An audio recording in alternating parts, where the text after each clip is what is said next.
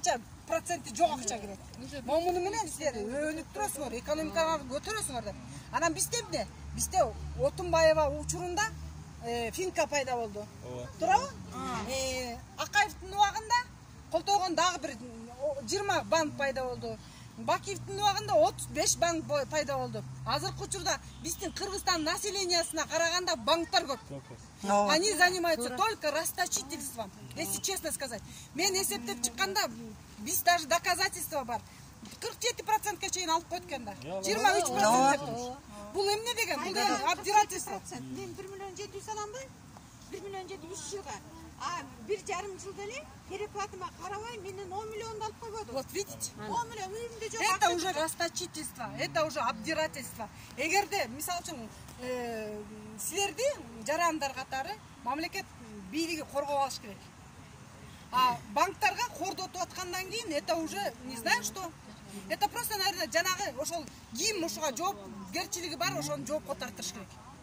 Мен көп жасам. Даже президентке баягында да өткөндө да айттым. Даже Министерство социальной защиты боюнча аябай мындай ийкемдүү, толерантный, бир жакшынакай адамдар иштеш керек. Анткени аксакал келет, майып келет, мисалы үчүн, кемпир чал келет, аябай кор болгон кыз келет, келин келет. Ошолорго айланайын деп жолун сулап, жакшы сөз айтса, ал жакшы эме менен кетет да, хотя бы. А бизде болсо, алар болсо тосуп аткан, эмне, өлүп барасыңбы? Жесең же, балекетчи. Ушундай мааниде айткан бул уже туура эмес. Мен ошону жоопкерчиликке тарткыла. Керек болсо ошого жооп берсин деп атам. А банковский системада мына отурат, жөн эле мындай айтканда фабрика, заводдорду куруп коюп анан требовать этсе, анда мен башкача ойлойт элем. Азыркы учурда бизде фабрика жок, завод жок. Пандемия убагында чрезвычайное положение кирди, чрезвычайная ситуация кирди. На основываясь на этих мы уже должны требовать. Биздин ошо отсрочкабыз керек болсо биздин ошол келген каражаттар менен биздин процент эмес, биздин кредитисти жаап бергиле деп айтчу. Жапмак турсуң кайра деген меники мисалы үчүн ийгиндикин төлөйсүң деп туруп кечегин төлөтпөдүбү? Июлга койторуп бергиле десем болбой койду да. Бийлик ошо банктын сөзүн сүйлөп атабы? Жок, банктын сөзүн сүйлөбөш керек. Сүйлөбөш үчүн биз биримдикте, ынтымакта, жанагындай мисалы үчүн эрчимей эмес, ар ким келсе пайдаланып кеткендерге илинбей, биз өзүбүздүн укуктук, өзүбүздүн укугубузду защищать эткенге аракеттенишибиз керек. Мурун мисалы үчүн жалгыз болсоң чыкпайсың сен. Жалгыз болсоң бир талды муантип эле сындырып салышат. 100 тал болсо 100 талды сындыра албайт. Бул биримдик, ынтымак. Жана 1-июлда көтөрүлүш болот атпайбы? Ошого келбегиле, алданбагыла. Бияктан бул Марко Мухаммадовдун байланыштыралы. 19-ында Кудай буйрса биз Ысык-Көл областына баргантабыз. Жакып деп жана айтып бербедикпи? Биз түздүк, анын ичинде эксперттер бар. Анын ичинде неме юристтер бар.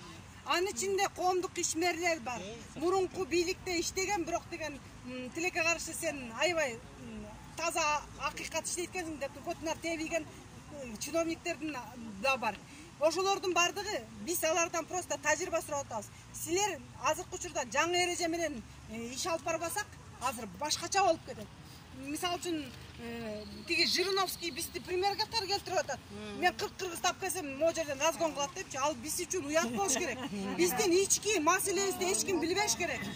Биз мамлекеттин ичинде жашап аткандан кийин карапайым элдин муктаждыгын, камкордугун ошол көрүш керек. Мына мисалы үчүн 300 миң энелик капиталды көтөрүп чыгып атабыз, туурабы?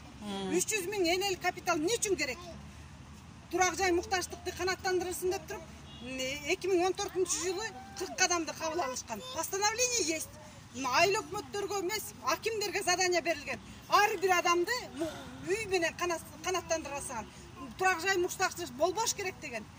Алар ал боюнча кайсы аким иштеп атат? Иштеген жок да ошо. Ошол себептен биз мына 2019-жылдан бери ушул маселе боюнча тыкыз байланышта өкмөт менен да, аппарат президент менен дагы эмелер менен да иштеп кетабыз. Жана 300 миң энелик капитал боюнча биз энелик капитал дебегиле, капитал турак жай муктаждыкты канааттандырыш үчүн деп биз эме кылып атабыз. Формулировка просто тетиги Россиядан келген аналык болсун. Ошол канча 28 жылдан бери биздин элдин куураганын жыдыгын чыгаралы, жанагы постановление жаткан, чаң басып жаткан токтом дормасын иштетпейби? Эмне себептен? Biz çiğ tokmaktan geldik.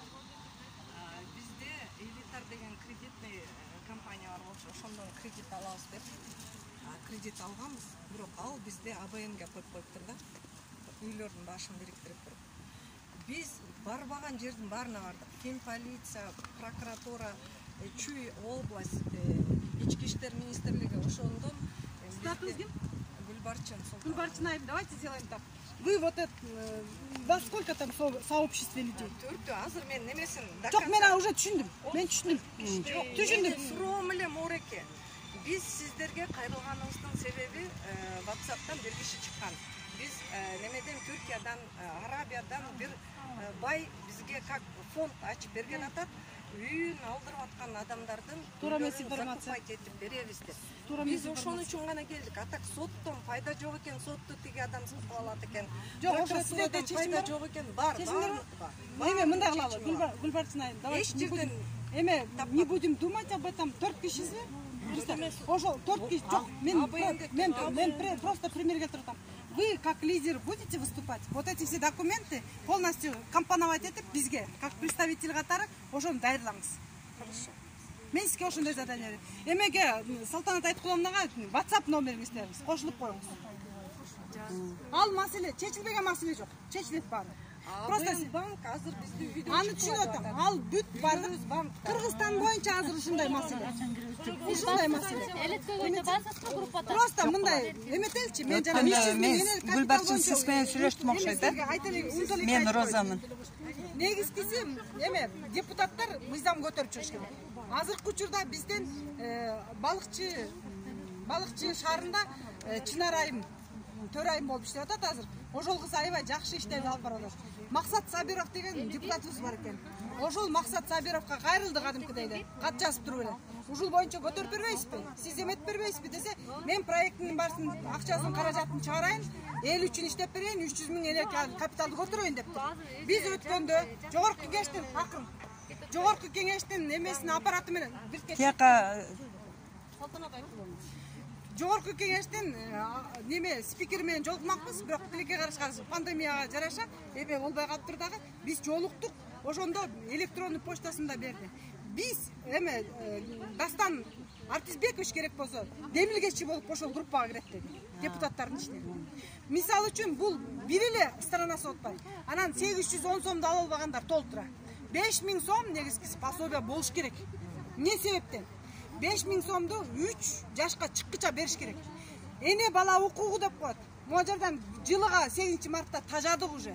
Шерменде жалаптын баары чыгып алат дагы. Мына кече күнү эле мына эме Горки паркында мына чыгып алып, эркек катын кийинип алып жүрөт.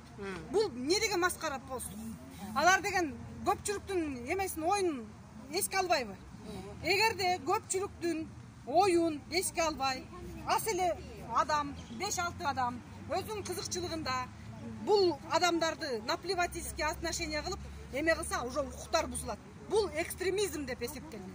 Алар кылган шактары уже экстремизм катары кабылса болот. Анткени Курманжан Датканын сүрөтүн илип чыгып атат. Менин оюмду мисалы үчүн башка мамлекеттерге барып алып айтып атат. Мен ушундай Марипа үчүн сүйлөп атам. Марипа мындай тамак жейт экен, Марипа тигиндей ичет экен деп мен үчүн сүйлөп атат. Бул туура эмес. Бул мыйзам даже ООНдун конвенциясында чыгып декларация прав человека барганда доказать этип берсе болот. Ошондой эле мисалы үчүн азыркы учурда ошол 5000 сом эгерде пособие берилгидей болсо, эне бала укугу действительно защищаться этилет. Эркек дагы поддерживать этет бул жерде. Кайнене дагы поддерживать этет, кайната да поддерживать этет. Эмне себептен 5000 сомдон ай сайын бергенде эне зомбулукка попадаться этпейт. Туурабы? Независимо памперсин, витаминдерин берет. Эң биринчи бул эне менен баланын ортосунда байланыш. Эне деген эмчегинин сүтүн берет, иммунитети көтөрүлөт, 3кө чыккыча кадимкидей бала уже идеологичный, негизгиси ушу Кыргызстанда жашаган адам катары, инсан катары уже формироваться этип калат. Миграцияда болбойт. Ушул нерсени мына көтөрөбүз деп атат. Пожалуйста, биз айтып атабыз. Каникулга кеткиче чечип бергиле деп атабыз. Обращение кылынды. 100 обращение келди уже. Биз YouTube'га салдык. Facebook'tan окугула, перепост кылгыла. Анын алдына комментарий жазгыла. Биз уже Жакыпты чыгарбадыкпы, комментарий жазгыла. Өзүңөрдүн адрестериңерди бергиле. Биз могу жерден биздин маселени чечиш үчүн бизде уже документтер бар. Мен эметип берем деп. любой убакта жазгыла биз көчмөнбүз. Барабыз, көчүп, тиги жерде маселе, бул жерде маселе, биз топтойбуз. Менин кыздарым жазат, референттерим. Полностью даярлайт, сотко барабыз. Сот чечпейби? Чет мамлекеттин соттору чечет. Бизде деген мындай да, биздин сот чечпесе, демек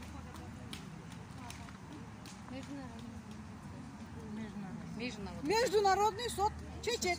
Чечпеген агырат. А эксперттер с нами соглашаются уже. Так что азыркы учурда, мисалы үчүн, там я понимаю, вы переживаете, аябай переживаете. Бул нерсе мисалы үчүн мындай митте курттай деле сөөгүңдү чиритип атат да, мындай айтканда курттапчы. Азыр мындайда биз мамлекеттин ичи 28-жылдын ичинде адамдай эле да, бирок адамдын ичи бүт мындай гангрена болуп кеткен да, ишинин бардыгы опухоль. Ошол опухольду мынтип туруп жулуп алып салсаң, ал киши өлүп калат да, туурабы? Ошон үчүн биз ошону монтип, эптеп, дарылап, анан акырындан мынтип кырып алып салышыбыз керек. Постепенно кылбасак, мисалы үчүн бизди сразу автоматически ООНдун конвенциясы, НАТО киргиле, булар трибализм менен заниматься этип, булар экстремизм кылып атат, неме кылып атышат деп башташат. Бизге анын кереги жок. Биздин Кыргызстандын ичиндеги маселе Кыргызстандын ичинде чечилиш керек. Биз азыр инвесторлорго инвестиционный климат түзүп берсек, эл менен бийлик бирдикте толерантно монтип туруп, шайкелешип туруп, окат кылып баштаса, бардык маселелер чечилет. Туурабы? Жеме калып кетет анда. Туура эле, да бир суроом да.